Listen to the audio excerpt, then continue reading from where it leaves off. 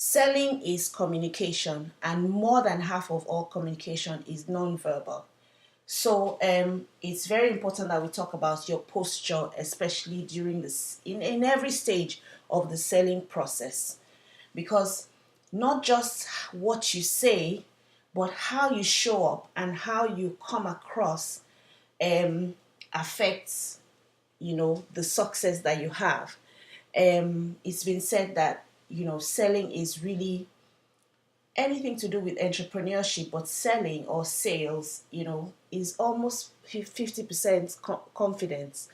And that is the first thing that you want to have when you are selling. Now, confidence is something that you can already have it, or you can actually um, produce it. Yes, that's a good word. So you can produce confidence. And I put these pictures up, if you're a Grey's Anatomy fan like me, and you may remember this one where the two surgeons were doing the superhero pose, because there's a research out there that shows that when you hold your body in a certain way, it actually affects the levels of testosterone and the hormones in your body that give you that boost of confidence. So the point in all this is that you can actually practically just fake it till you make it, until you can actually change your confidence just by the way you stand, instead of like hunching yourself up, or not raising your voice, or trying to shrink yourself physically, by kind of trying to make yourself smaller physically, you know but by actually open yourself up, shoulders back, head high, you project your voice, that kind of thing. Even if you don't feel it in your emotions, because obviously your emotions are not reliable, even if you don't feel like it, it will come across as you being more confident. And as you put that into practice, you can actually find that you get more and more confident. But selling is a confidence thing. Selling is all about confidence. It's all about you showing the person that you are sure of yourself, you know what you're doing, you are good at what you do, and that coming across to the person. So that's the first thing. So again, you need to smile often or always, and be friendly. You're not it's not a serious thing. It's a fun thing, and especially with the cake that you're doing, it's usually to do with some kind of celebration, or some kind of gathering of people, and there's something to do with joy, and relationships and friendships and marriages and that kind of thing. So be friendly and smile. Also, your smile, already just makes your face look nicer. It makes people kind of let down their guard and all that, and be friendly. You don't have to be their best friend, but be friendly. Let's go again at talking about body language. So I've already mentioned the way you stand, the way you sit. Take be conscious of how you appear. Don't try to shrink, or don't try to squeeze yourself up, or try to be inconspicuous. Stand in your own space. Yeah. um be present.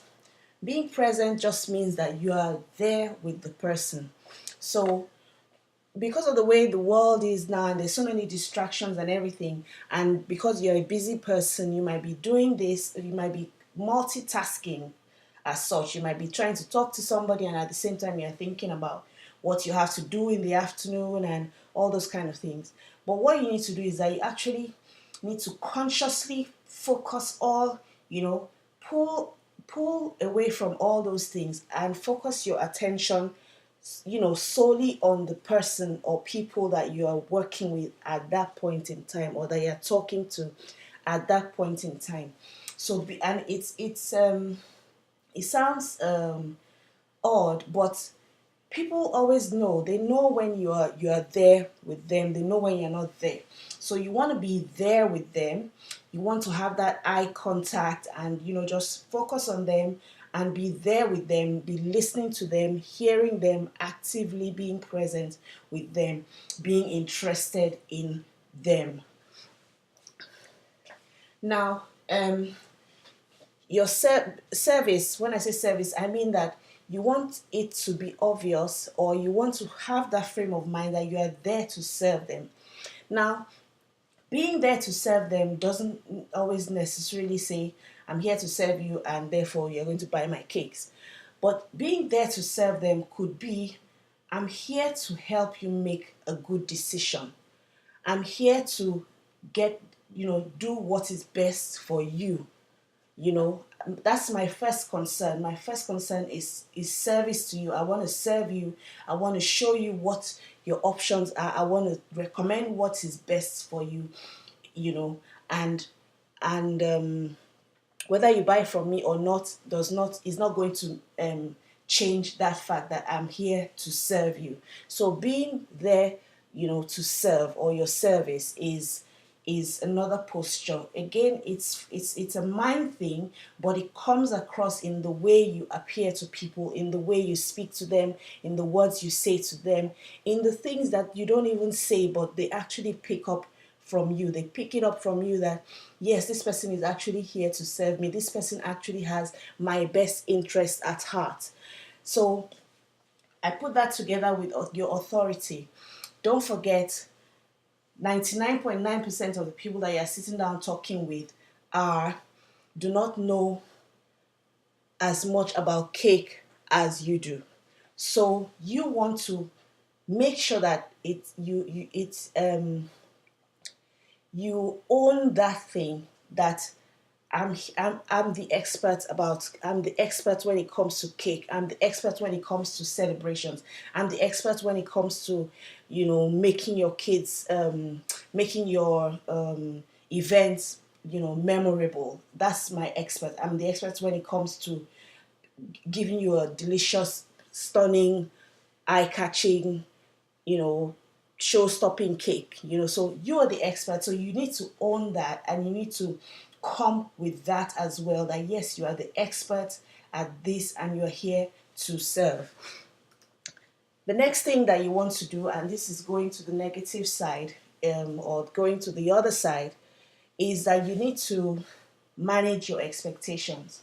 Now, in every stage of a sale or consultation or conversations or marketing or whatever, you need to manage your expectations, because you need to understand that in every kind of selling, not everybody is your customer. One, not everybody is going to buy. Two, not everybody is ready to buy at that point. Doesn't mean that they won't buy later, but they might not be ready at the point when you are making an offer to them.